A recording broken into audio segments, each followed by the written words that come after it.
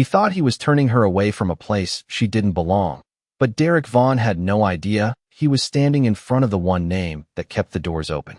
Before we continue, where are you watching from? Drop your city or state in the comments below. And if you believe respect matters more than appearances, stay with this story, because what happened next changed everything. Now back to Claire Whitmore. The line outside the Sterling Crown Club stretched halfway down Madison Avenue.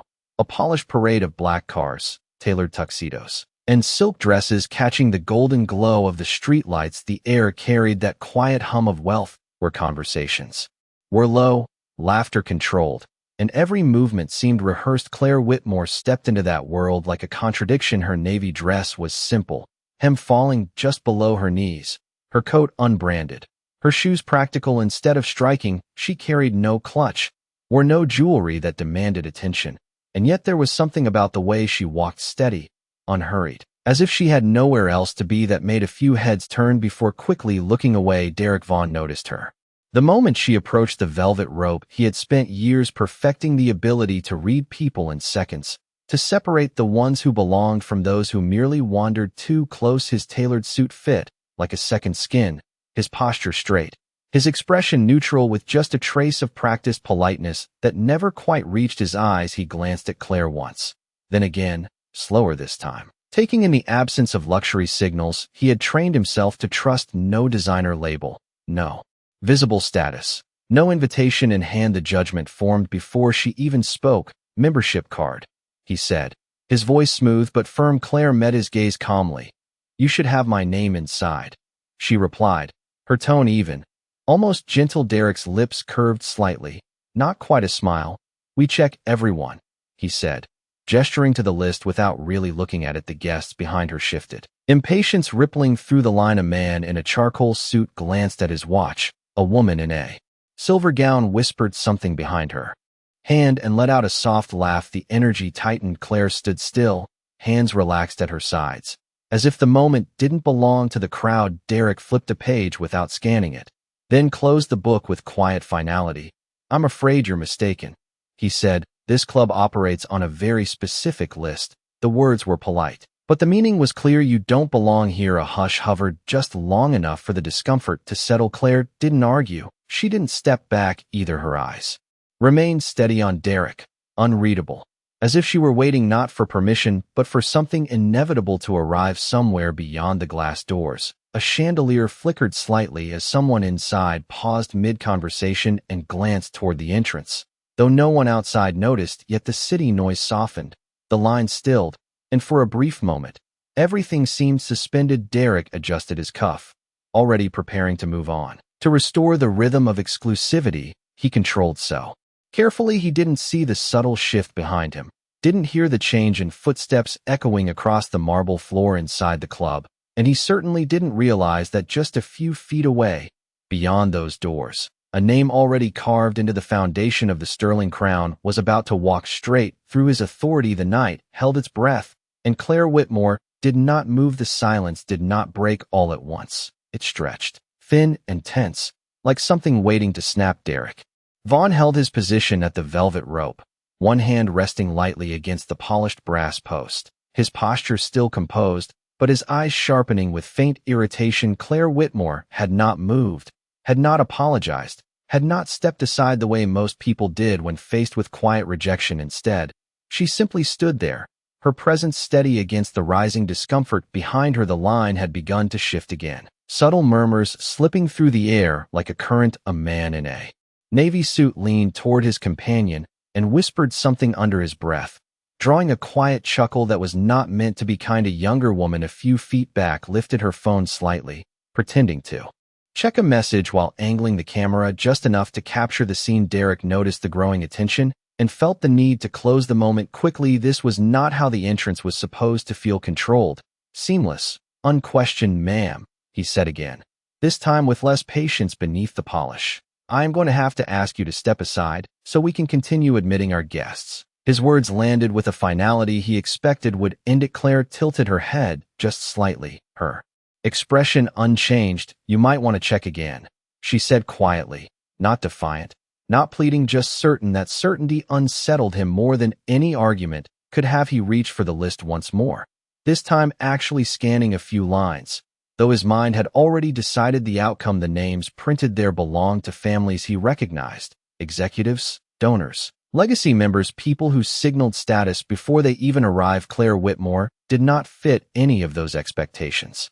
The club did not operate on guesses. It operated on patterns, and she broke every one of them. A faint sound echoed from inside the club, then not loud, but distinct, the measured rhythm of footsteps on marble approaching the entrance from within. Derek did not turn immediately. He was used to movement behind him: staff, servers, members passing through the lobby, but something in the cadence made him hesitate just long enough to register. It was different, slower, deliberate, accompanied by the subtle hush that followed certain people wherever they went inside.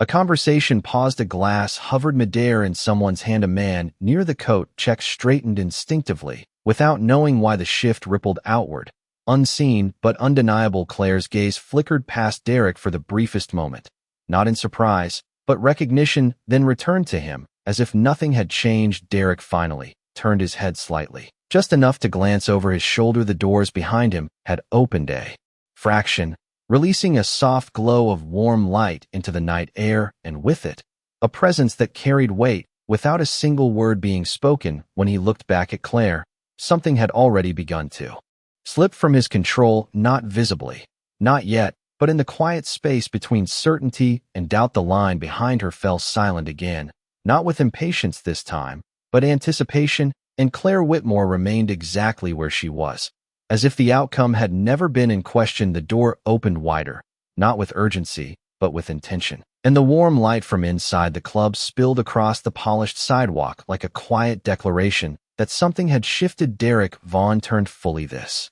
time, his composure still intact, but his instincts beginning to signal that this moment was no longer routine. From within, a tall man in his 60s stepped forward, his silver hair neatly combed, his posture unmistakably authoritative. Even without a single word spoken, his presence alone carried the kind of weight that made conversations pause and people take notice without knowing why. He was not loud, not dramatic, but the space around him adjusted as he moved. The staff inside straightened. Subtly, a server paused mid-step, and even the low murmur of voices softened into a respectful hush. Derek recognized him instantly.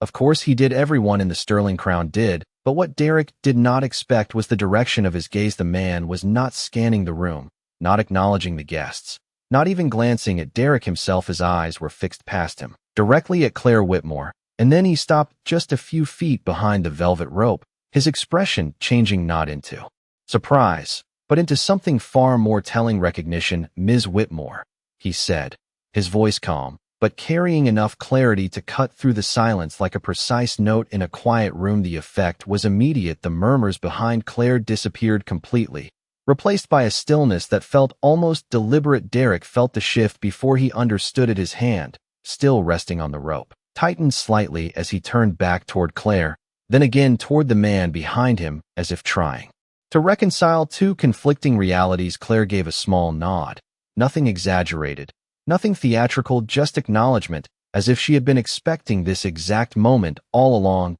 "Good evening," she replied softly. The simplicity of her tone contrasted sharply with the tension now hanging in the air. Derek stepped aside instinctively, though he had not yet been told to, his mind racing to process what he was witnessing. The man's eyes flicked briefly toward him, not with anger, not even with visible disapproval, but with a quiet awareness that was somehow more unsettling than either. "Was there a problem at the entrance?" the man asked, his voice even, controlled. Derek opened his mouth to respond, but the words did not come as easily as they usually did. This was not a situation he had prepared for, not a script he had practiced. "There seems to have been some confusion with the list," he said finally, choosing his words carefully. Claire said nothing. She did not need to. The silence itself had begun to speak louder than any explanation. The man took one step closer, close enough now that the distance between authority and uncertainty could be felt without being measured. "That is unfortunate," he said quietly, "especially when the name in question is not only on the list, but on the foundation plaque inside." The words settled over the entrance like a weight. The line of guests behind Claire did not move, did not whisper, did not react in any visible way, but their attention sharpened, focused. Derek's expression shifted, just slightly. The first crack in the polished surface he had maintained all evening foundation, plaque the phrase echoed louder in his mind than it had been spoken, and for the first time since Claire had stepped into his line of sight, Derek Vaughn realized that he had not been controlling the situation at all. He had been standing in the way of it, and the room, though still outside, had already gone silent. The words did not echo loudly, but they settled with precision, and once spoken, they could not be taken back. Derek Vaughn felt the shift fully now, not just in the air, but in the eyes around him. The same guests who had moments ago watched Claire with quiet amusement were now watching him with something else, curiosity edged with judgment. His hand slowly dropped from the velvet rope. The gesture, subtle but unmistakable control, had left his grasp without announcement. Claire Whitmore did not move immediately. She allowed the silence to exist, allowed the weight of what had just been revealed to reach every corner of the entrance before she took a single step forward. The man beside her moved with her, not leading, not following, but aligning himself in quiet respect, as if the balance of authority had already been corrected. Derek stepped aside fully this time, not out of politeness, but necessity. The path into the Sterling Crown opened, and for the first time that evening, it was not guarded by assumption, but by realization. As Claire passed him, her presence remained composed, her expression unchanged, yet something in the space around her felt undeniably different, not louder, not more forceful, but undeniable. The doors behind them opened wider, and the warm glow of the interior revealed polished marble floors, crystal lighting, and along the far wall, a series of engraved plaques mounted with careful precision, names etched in gold, each one representing those who had shaped the foundation of the club. Derek's gaze followed almost involuntarily as Claire stepped inside, and for a brief second, his eyes found the plaque. The man had mentioned the letters were unmistakable, even from a distance. Whitmore Foundation. The realization landed not as a shock, but as a quiet collapse of everything he had assumed moments earlier. He had evaluated her based on appearance, filtered her through a system designed to protect exclusivity. Now he understood that exclusivity itself had been built, in part, by the very person he had tried to exclude inside the club. Conversations resumed slowly, though not in the same way. Guests who had been engaged in quiet discussions now glanced toward Claire with a new awareness, subtle nods replacing earlier indifference. A server paused just long enough to offer a respectful greeting, his tone careful, measured, as if acknowledging something he had only just understood. The man who had stepped out to meet her turned slightly toward Derek, his expression still calm, but now carrying a quiet expectation. "Mr. Vaughn," he said, not raising his voice, not drawing attention, yet every word carried weight. "We will need to review how our entrance is being managed." Derek nodded, the motion automatic, his usual confidence replaced by something far more restrained. "Of course," he replied, though the words felt different now. Stripped of their usual certainty, Claire stopped briefly near the entrance, not turning fully, just enough that her voice could reach him without effort. "It is not the list that needs improving," she said softly. "It is how you see the people not on it yet." The sentence was simple, but it did not leave room for interpretation. Derek did not respond immediately. He could not. The lesson had already been delivered without anger, without spectacle, and without the need for anything more. The room settled again, but not into its previous rhythm this time. The silence carried understanding, and in that moment, the Sterling Crown was no longer defined by who it kept out, but by who it had almost failed to recognize. The evening continued, but not in the way it had begun. The rhythm of the Sterling Crown had shifted subtly, almost imperceptibly to those who did not understand what they had just witnessed, yet undeniable to those who had. Claire Whitmore moved through the grand hall with the same quiet composure she had carried outside, her steps measured against the polished marble floors that reflected the soft glow of chandeliers above. Conversations resumed around her, but voices were lower now, more deliberate, as if the room itself had adjusted its tone in response to her presence. A few guests offered polite nods as she passed, their expressions respectful, their curiosity restrained by the unspoken understanding that some names carried histories that did not need to be explained. The man who had greeted her earlier remained nearby, not hovering, not guiding, simply present in a way that acknowledged her place without announcing it. Derek Vaughn stood at the entrance for a moment longer than necessary, his posture still upright, his expression carefully controlled. But his thoughts no longer aligned with the confidence he had worn so easily. Before he glanced once more toward the plaque along the far wall, the gold lettering catching the light with quiet permanence. Whitmore Foundation. It was not just a name, it was a reminder that the structure he had believed himself to manage had been built on contributions he had never questioned, and tonight, he had nearly denied entry to one of them. A staff member approached him cautiously, waiting for instruction, but Derek did not respond immediately. Instead, he took a slow breath, adjusting his cuff out of habit rather than necessity, as if the gesture could restore something that had already changed inside the club. Claire paused briefly near a large window overlooking the city, the skyline stretching out in a pattern of lights that mirrored the quiet elegance within. She did not linger for attention, did not seek acknowledgement, yet her presence continued to draw subtle awareness from those around her, not because she demanded it, but because it had been earned long before this night. A woman in an evening gown approached her with a soft smile, offering a greeting that carried genuine respect, not assumption. Claire returned it with equal calm, her demeanor unchanged, her voice steady as they exchanged a few quiet words nearby. A group of guests who had earlier stood in line outside now found themselves speaking in lowered tones, their earlier amusement replaced by reflection. The shift was not dramatic, but it was real. Derek finally stepped away from the entrance, handing responsibility to another staff member with a brief, composed instruction as he walked inside.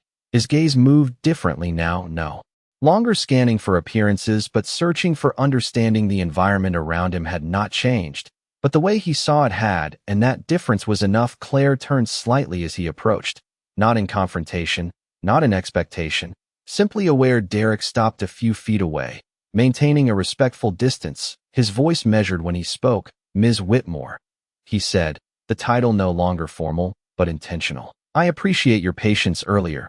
Claire studied him for a moment. Not judging, not dismissing, simply observing. "Patience is easy," she replied softly. "Perspective is harder." The words settled between them, not as criticism, but as truth. Derek nodded once, the motion small but sincere. He understood now that what had happened at the door was not just an error in process, but a reflection of something deeper, something he would have to change. The room continued around them, conversations rising and falling, glasses clinking softly, the city lights stretching endlessly beyond the windows. Yet beneath it all, there was a quiet shift that could not be undone, and in that space, without announcement or spectacle, the meaning of belonging had been rewritten. The evening moved forward, but something beneath the surface had changed in a way that could not be undone. The sterling crown still shimmered with the same polished elegance, the same measured conversations and quiet laughter, yet there was a new awareness threading through it, subtle but persistent. Claire Whitmore stood near the center of the room now, not elevated, not surrounded, simply present. And yet the space around her seemed to carry a different weight. People did not approach her out of curiosity anymore, but with a kind of careful respect, as if they understood that her presence was not defined by what she showed, but by what had already been established long before they arrived. A soft piano melody drifted through the air from the far side of the hall, blending with the low murmur of voices and the gentle clink of glassware, creating a rhythm that felt almost deliberate, almost reflective. Derek Vaughn remained a few steps behind the main flow of guests, observing rather than directing. For the first time that evening, his usual role had been clear, structured, controlled, but now he found himself reconsidering each detail of the system he had trusted without question. He watched as Claire spoke briefly with a member near the window, her posture relaxed, her tone even, nothing about her suggesting the authority she held. And yet everything about the way others responded to her revealed it clearly. It was not performance, it was not display, it was recognition. A server approached Claire with a tray,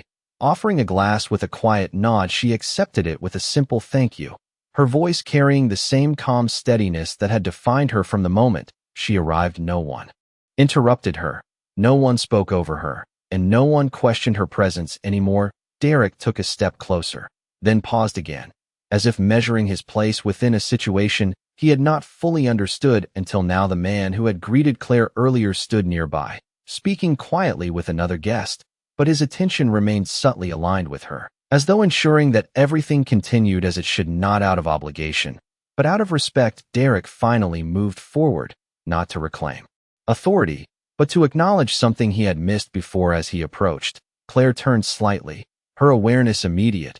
Her expression unchanged. He stopped at a respectful distance, no longer positioning himself as a gatekeeper, but as someone who had learned the cost of misjudgment. "There is something I would like to correct," he said, his voice steady but carrying a sincerity that had not been present earlier. Claire held his gaze, allowing him the space to speak without interruption. "Earlier tonight," he continued, "I relied on what I could see instead of what I should have understood." The words were simple, but they carried weight, not because of how they sounded, but because of how they were meant. Claire considered him for a moment, not measuring his apology, not weighing his intent, simply recognizing the shift behind it. "Then you have already begun to correct it," she replied softly. There was no triumph in her tone, no need to emphasize what had happened, only a quiet acknowledgement that the lesson had been received. Derek nodded once, the movement small, but grounded in something real around them. The evening continued, but the energy no longer carried the same assumptions that had defined it before. Conversations felt more deliberate, glances more thoughtful, and the invisible lines that once separated people by appearance seemed less certain than they had just an hour ago. Claire took a slow sip from her glass, her gaze drifting briefly toward the city beyond.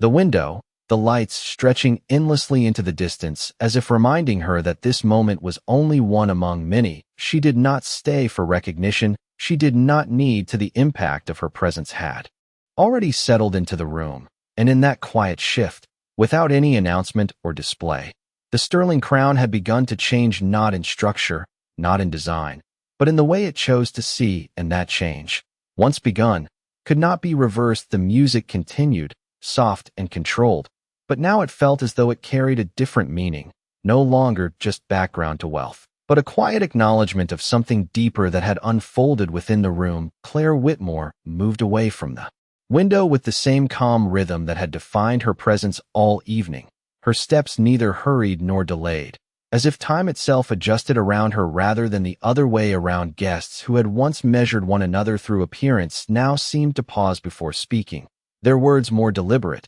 their glances less dismissive. A man who earlier had stood behind her in line, his expression once edged with quiet amusement, now lowered his gaze slightly as she passed, offering a respectful nod that needed no explanation. Claire acknowledged it with a faint smile, not to accept recognition, but to affirm understanding. The shift had reached him, and that was enough. Derek Vaughn remained still for a moment longer after their exchange, watching as Claire continued into the heart of the room, his perspective no longer anchored to the entrance he had once controlled. Instead, he saw the space differently now, not as a system to filter people, but as a reflection of values that had to be upheld beyond surface impressions. He noticed the way staff members interacted with guests, the subtle cues in posture and tone, the unspoken assumptions that guided their behavior. It was not a flaw in one moment, it was a pattern, and patterns, once seen clearly, could not be ignored. He turned slightly, scanning the room with a new awareness,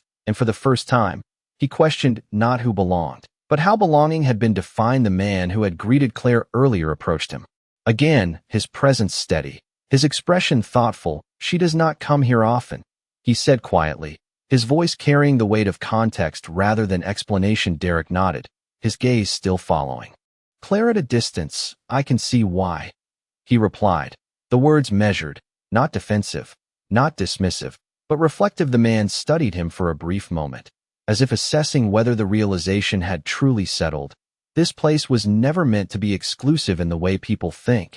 He continued, it was meant to represent something earned, not displayed. Derek absorbed that in silence, understanding now that what he had protected so carefully had slowly shifted into something it was never intended to be. Claire paused near a small gathering toward the center of the room, where a quiet conversation unfolded between individuals who spoke with ease, their focus no longer on status, but on substance. She listened more than she spoke, her presence adding weight to the exchange without dominating it. When she did speak, it was with clarity and purpose, her words measured, thoughtful, and received with genuine attention. The room responded to her not because of what had been revealed, but because of what she consistently embodied. Derek took a slow breath, the realization settling deeper with each passing moment. He had spent years refining an image of control, believing it defined professionalism, But now he understood that true leadership required something more, something less visible,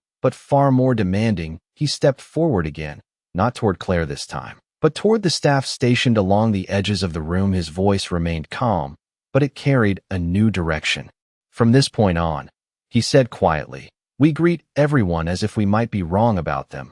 The instruction was simple, but its meaning extended beyond the moment. The staff exchanged brief glances, not confused, but attentive, sensing that something had shifted in the way things would be done. Claire did not turn when he spoke. She did not need to. The change was already in motion. The room held that quiet understanding again, not as tension, but as clarity, and in that stillness, something more lasting than authority had taken root. Respect, not given by position, but shaped by awareness. The realization did not arrive all at once for everyone in the room, but it spread quietly, like a change in air.